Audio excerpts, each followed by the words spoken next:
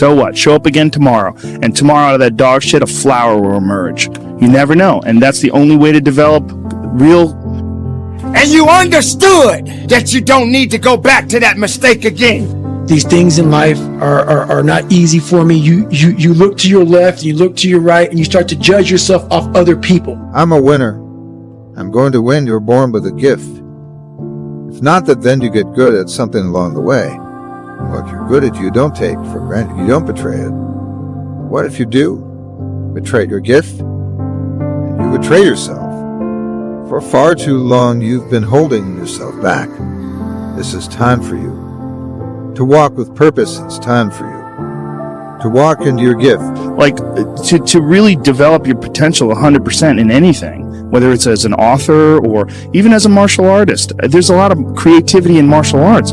To be a great striker, you have to be creative because you have to develop patterns or execute patterns that aren't going to be perceived. This idea that life is hard, something you're supposed to shield from them, it's so silly. And, you know, I've had this conversation with my friends because, so we put our kids in these good schools, we live in these nice neighborhoods, everybody eats healthy, and there's no fucking domestic violence, and everybody seems, it's so different than all of our lives. And we were talking about it. Me and Brian Callen were actually talking about it. And yes, sometimes you may make the same mistakes. But those mistakes can be even more crucial in your life.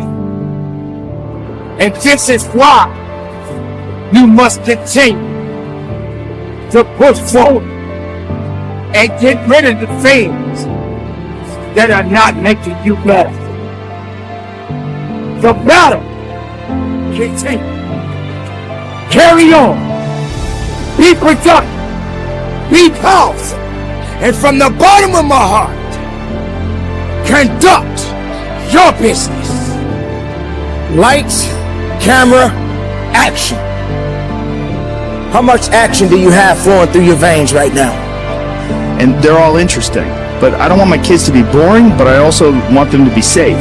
So it's like, how do you approach that? I mean, I think you get involved. This is what I've chosen to do, is get my kids involved in martial arts and give them the opportunity to pursue difficult things, and understanding that through pursuing these difficult things, like in accomplishing stuff, like you learn something about yourself. You learn that you have this ability inside of you to overcome.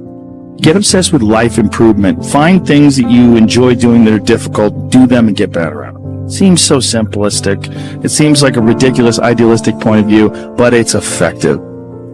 Well, you need some amount of pride and some amount of ego to get good at things in the first place, because it's such a counterintuitive notion, because you have to have a belief in yourself. You have to be able, like when you start out at jiu-jitsu, you're a white belt. Like, I remember being a white belt and being like, oh. How far are you willing to push yourself? Or are you the type of person that likes to sell wolf tickets? Like to fake the funk? Pretending you're doing something when you're really not? How much effort are you honestly putting into your craft, into your ideas, into your work? Whatever it is that you got going on in your life, what are you prepared to do? Action. Think about that for a minute. How long have you been stuck in a rut, constantly making the same mistakes over and over again? But there's nothing wrong with mistakes. But why do you keep making them? The same mistakes. Keep making yourself, putting yourself in a position where you can't go beyond those mistakes. Constantly making excuses. All you're doing is preaching. All you're doing is putting out words. But there's no action. Ladies and gentlemen, you got to put the action in. You got to be about your business. It's time for you to live your best life. We're going to make mistakes. You got to own them. Then you got to make amends. And then you got to move on, so turn the page, get off the ride. You are the author of the book of your life. Turn that page. The only person you're destined to become is the person you decide to be. You never made a mistake, it means you never tried. If you never tried, means you never took a chance. Like, if you're a female, well, she's skinny and she doesn't work out as hard as I do, and everything starts to corrupt your mind. You start to look around too much at other people and what they're doing, and that starts to corrupt your own dialogue. We are judging ourselves against too many people. you have to judge yourself against yourself. And that's the one thing I started learning, man. This isn't a race against me and other people. This is a race against David Goggins and David Goggins alone. And once you can silence all that bullshit, all the outside interference and things that are attracting your mind to everything, you can then start to grow and realizing I'm stressed out for no reason. This is my own little race. This is my own timeline, and this is how I'm going to run it. The conversation has to become an honest conversation of where you're at mentally. Where am I at mentally? If you never took a chance, you never believed in yourself. You never had faith.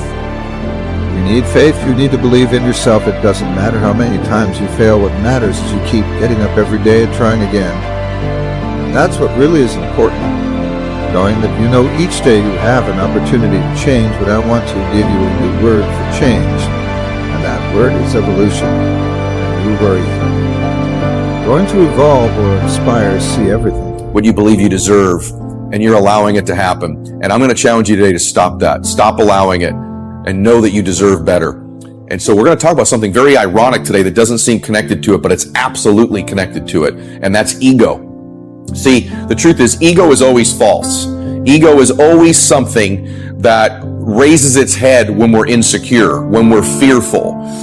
If you meet people that you think are egomaniacs that are constantly bragging about themselves, these are the most insecure people that you know. They're the most fearful people that you know. They're the most scared, and they're usually the least happy. And so, but I'm going to say something to you that I want you to consider as I go through ego today. I know you think, wow, I'm so down on myself. How could I have an ego? It's actually the people that are down on themselves that actually have their ego materialize and show up more often than they think. And it's their ego that may actually be holding them back. You think, wow, how could someone with low self-esteem have a big ego? Well, trust me, they do. And so egos are not part of people with high self-esteem. The people in my life that are the most self-confident typically don't have big egos. Look like shit. I feel like shit. I'm falling behind in school. I'm lazy. My house is a mess. You have to look at what it is and call it what it is. Don't find words to make yourself feel better. Because you hang around people that make us feel better, that tell us what we want to hear, not what we need to hear. And so we stay away from those people. And we stay away from those people, like our internal dialogue becomes that kind, it's okay. It's not okay. So that's where it starts. It starts with that accountability of it's not okay anymore. This can no longer be okay.